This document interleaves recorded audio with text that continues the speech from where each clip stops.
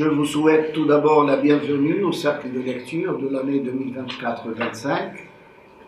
Je vous félicite d'avoir choisi de faire partie de ce cercle de lecture. Et si vous avez choisi d'adhérer à ce club, ou plutôt à ce cercle, c'est que vous êtes animé et que vous voulez travailler, et je vous félicite. D'accord? Bien. Alors, sur quoi nous allons travailler cette année? Cette année, nous allons travailler de façon à vous donner le goût de lire et le plaisir de lire. Le goût de lire et le plaisir de lire ne s'inventent pas. C'est le fruit d'un travail, c'est le fruit d'une préparation pour pouvoir par la suite avoir le plaisir de lire. Nous voulons tous avoir le plaisir de lire, n'est-ce pas? Bien. Donc nous allons découvrir ensemble un petit peu, comment nous allons avoir ce plaisir.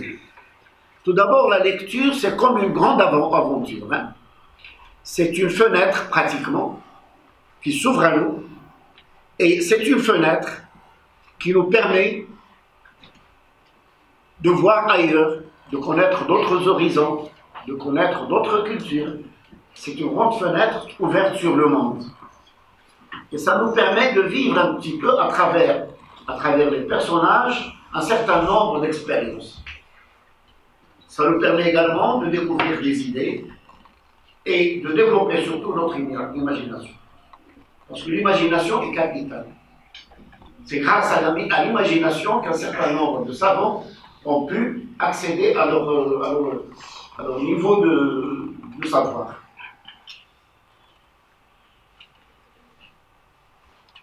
Alors la lecture, c'est une affaire de tous les jours. On ne peut pas lire, on ne peut pas se dire je vais lire une demi-heure et puis de temps à autre et je vais avoir le goût de lire ou je vais améliorer ma lecture. Non. La lecture, c'est l'affaire de tous les jours. De tous les jours, bien entendu, à des heures particulières. Et on peut choisir des moments très opportuns, tels que, avant de dormir, lire quelques pages. Entre midi et 2 heures à l'école, ceux qui restent à l'école, on a déjà entamé la lecture entre midi et 2 heures. Donc ce sont des rituels, ce sont des routines qui doivent s'installer et que nous devons avoir tous autant que nous sommes. Parce que la lecture, c'est ça, c'est l'affaire de tous les jours.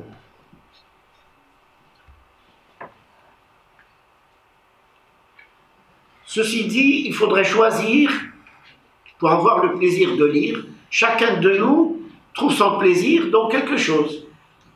Il y a ceux qui trouvent leur plaisir dans l'aventure, dans des livres qui parlent d'animaux.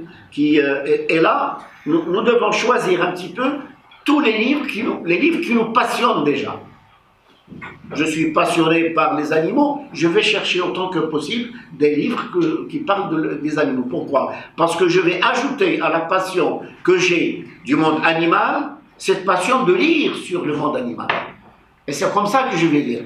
Je veux des livres d'aventure, je vais choisir des livres d'aventure. Des livres qui parlent de mystère ou de faits, je cherche des livres qui parlent d'aventure ou de faits. Donc le choix du livre est très important.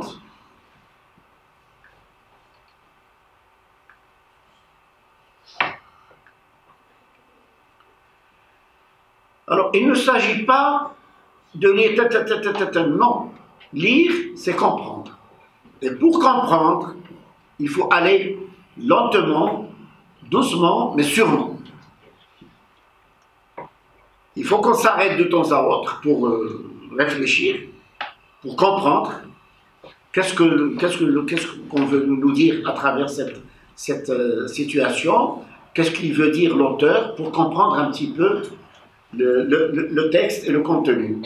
Et pour cela, nous devons comprendre les mots. Sans mots, on ne peut jamais comprendre. C'est pour cela que le vocabulaire est extrêmement important.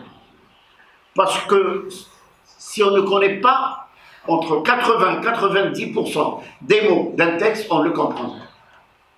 Quel que soit notre âge. Même nous, adultes, s'il y a des textes qui sont scientifiques et que si on n'est pas scientifique, on ne va pas comprendre.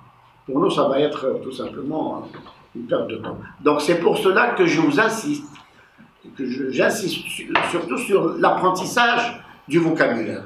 Et le vocabulaire, chaque fois que vous rencontrez un mot que vous ne connaissez pas, demandez à votre maîtresse, demandez à vos parents, prenez un dictionnaire, d'accord? Essayez autant que possible au début de comprendre le mot à travers les parties de mots que vous connaissez. Donc je vais voir un mot que je connais, maintenance, s'il y a maintenance, qu'est-ce qu'il y a le mot morceau, main. Donc maintenance, donc c'est quelque chose qui est en relation avec la main. Maintenance, c'est-à-dire réparer, c'est-à-dire réviser. Et je mets le mot à l'endroit et j'essaie de voir si le mot est valable ou pas, sinon je change de compréhension. Alors pour lire, il faudrait lire avec fluidité. Nous allons voir en détail la fluidité, parce qu'elle est capitale, la fluidité en lecture. Et pour lire, il faut lire à haute voix.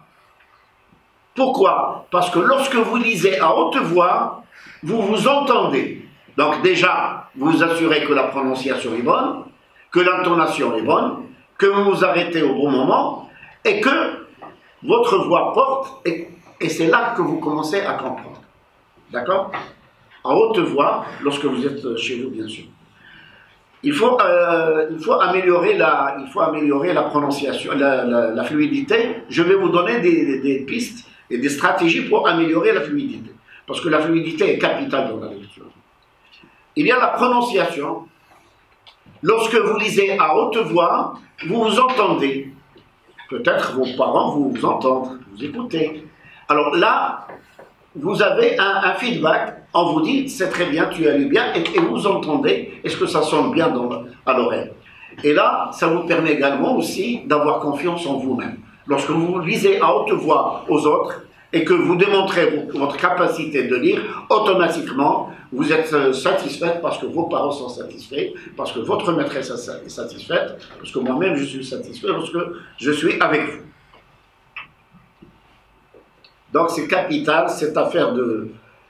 Alors si on ne comprend pas, on essaye toujours, bien entendu, d'être autonome, d'utiliser la grammaire, la conjugaison, le vocabulaire que je connais, tout ce que j'ai appris en classe pratiquement. Et là, tout en lisant, au début de la lecture, tout d'abord, alors ce sont des stratégies qu'on a déjà étudiées avec vous en classe, c'est pas la peine de les répéter ici. On vous a donné beaucoup de stratégies de lecture, vous les mettez en pratique. Toutes les stratégies que vous apprenez à l'école, qu'on vous apprend, vous avez des fiches stratégiques, il faut absolument les mettre en pratique.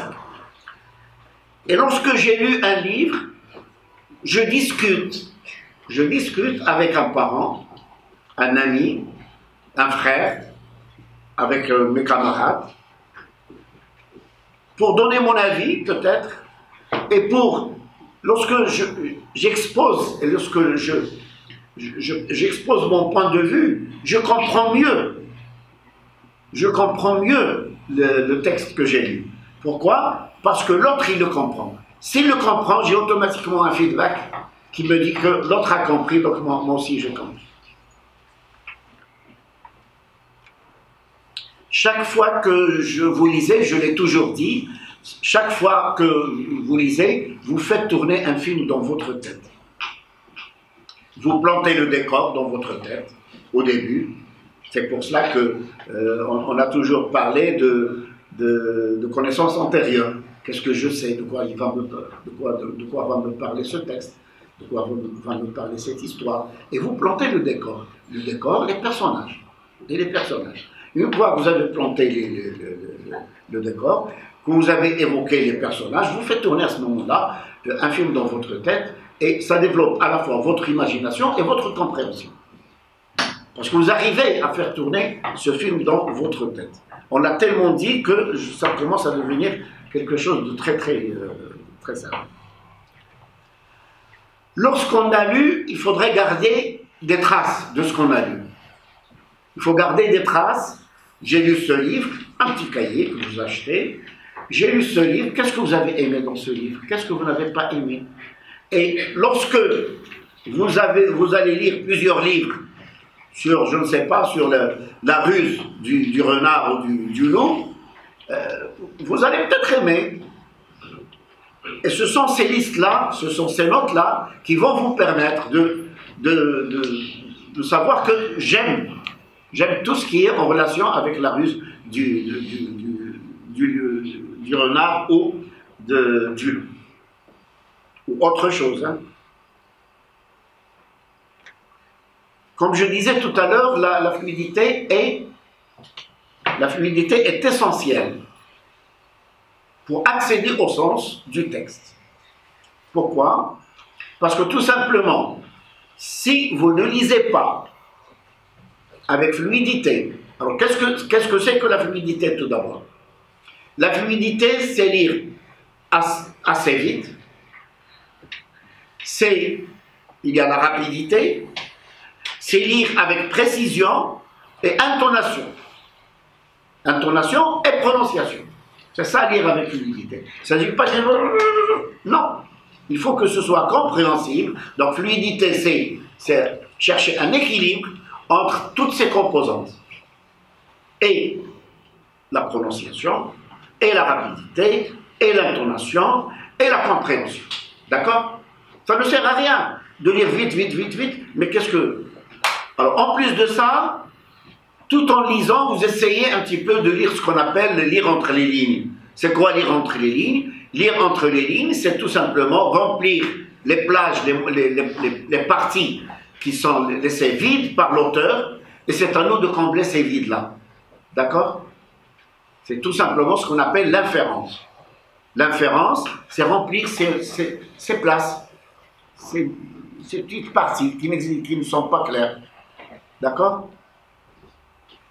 On me dit que l'infirmière est venue, elle a donné des médicaments aux patients. On vous pose la question, où se passe l'action? À l'hôpital, dans une clinique, d'accord. Mais le texte ne nous a pas dit que l'action se passe dans la clinique ou à l'hôpital.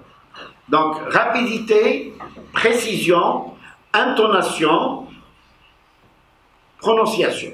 Et bien entendu, respect de la ponctuation. L'intonation. Alors, la rapidité, pour avoir, je crois que je le dirai tout à l'heure, alors les stratégies pour améliorer la fluidité, c'est de lire plusieurs fois une phrase, plusieurs fois. Il y a un mot que je ne connais pas, que je n'ai jamais connu, je le lis plusieurs fois et je l'écris. Et je le comprends. Ne lisez pas si vous n'allez pas comprendre. Si vous ne comprenez pas, ce n'est pas la peine de lire. Je vous le dis. Parce que lire, c'est comprendre.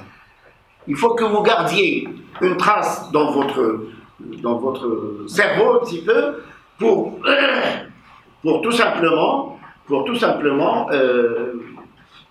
comprendre et suivre le fil des choses.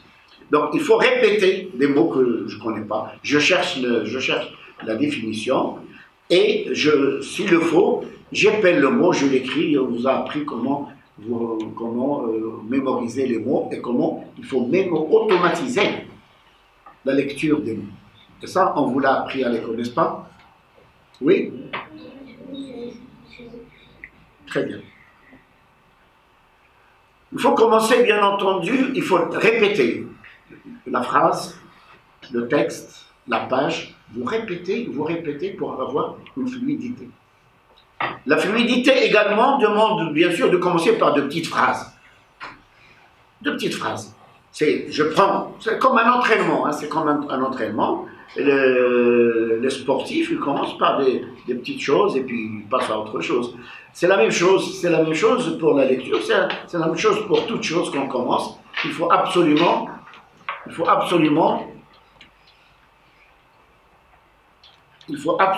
commencer très, très petit pour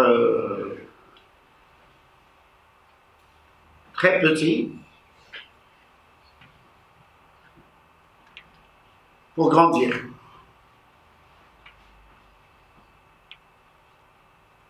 Je disais tout à l'heure la lecture à haute voix. Il faut respecter la ponctuation. Lire par groupe de mots. Il ne faut pas lire alors. Imaginez que vous ouvrez le robinet, l'eau coule, l'eau est fluide. Si vous fermez, goutte à goutte, c'est comme ça qu'on peut imaginer la lecture saccadée, mot par mot, on ne comprendra jamais. Donc il faut lire non seulement les mots, mais des morceaux de sens. Des morceaux de sens. Des morceaux de sens. Et par groupe de mots, vos maîtresses vous l'ont appris et vous l'apprendront. Pour améliorer également la fluidité de la lecture, vous pouvez écouter des livres audio et lire en même temps. Des livres audio, ça existe sur Internet. Nous avons des livres audio nous-mêmes, on vous les donnera au cas de besoin. Il faut aussi se fixer des objectifs. Il faut aussi se fixer des objectifs.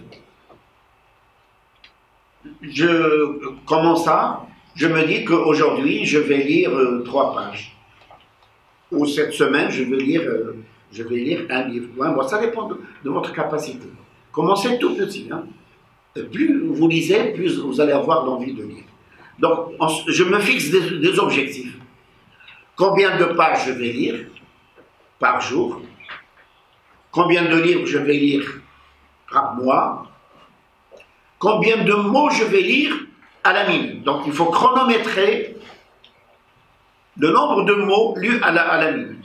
On vous dira quel est le nombre que vous devriez normalement atteindre pour avoir une lecture fluide.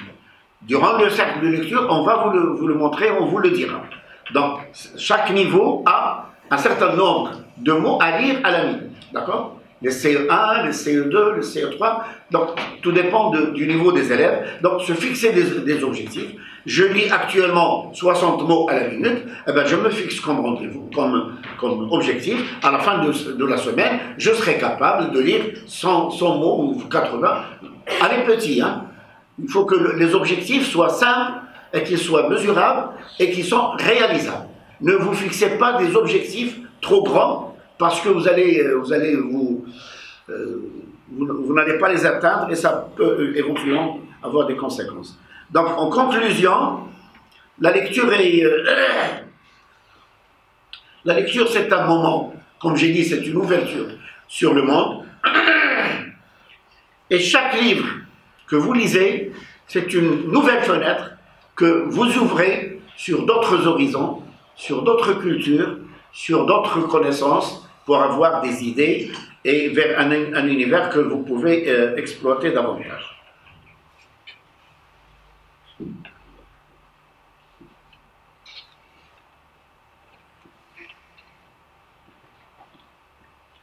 Alors, l'organisation du cercle de lecture, elle sera comme suit. Nous allons constituer tout d'abord des groupes d'élèves. Je dirais pas par classe, je dirais par besoin. Par besoin. Donc, par besoin, on va voir les élèves. Pour voir, il y a des élèves qui n'ont pas besoin de fluidité. Donc, avec nous dans un groupe. Donc, ce sont des groupes que nous allons constituer par besoin. Dans le même niveau. Dans le même niveau, on constitue des groupes à besoin.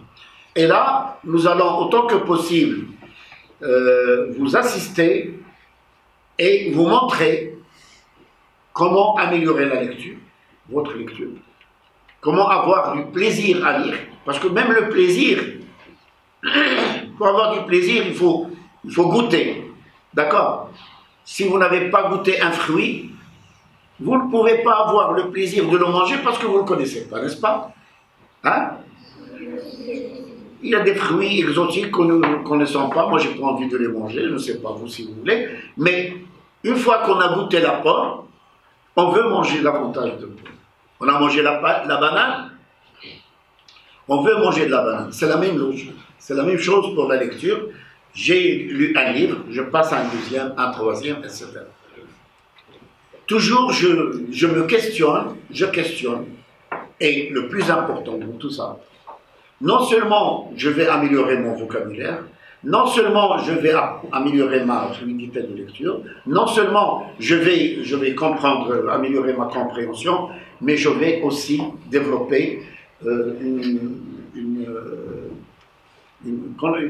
compétence de...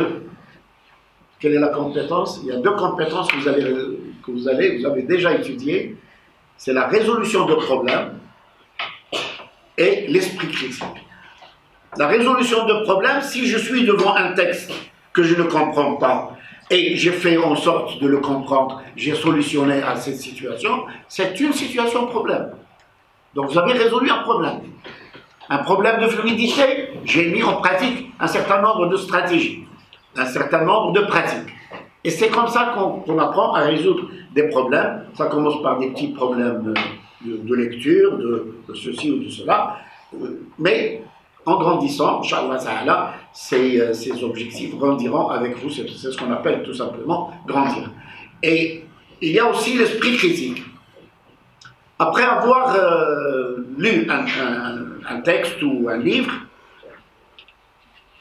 je dois respecter l'esprit de l'auteur. Hein. Je ne peux pas trahir ce qu'il a dit. Il a dit ce qu'il a dit. Il a sa façon de voir les choses, mais je peux moi-même donner mon point de vue. J'aurais aimé que la fin soit comme ceci.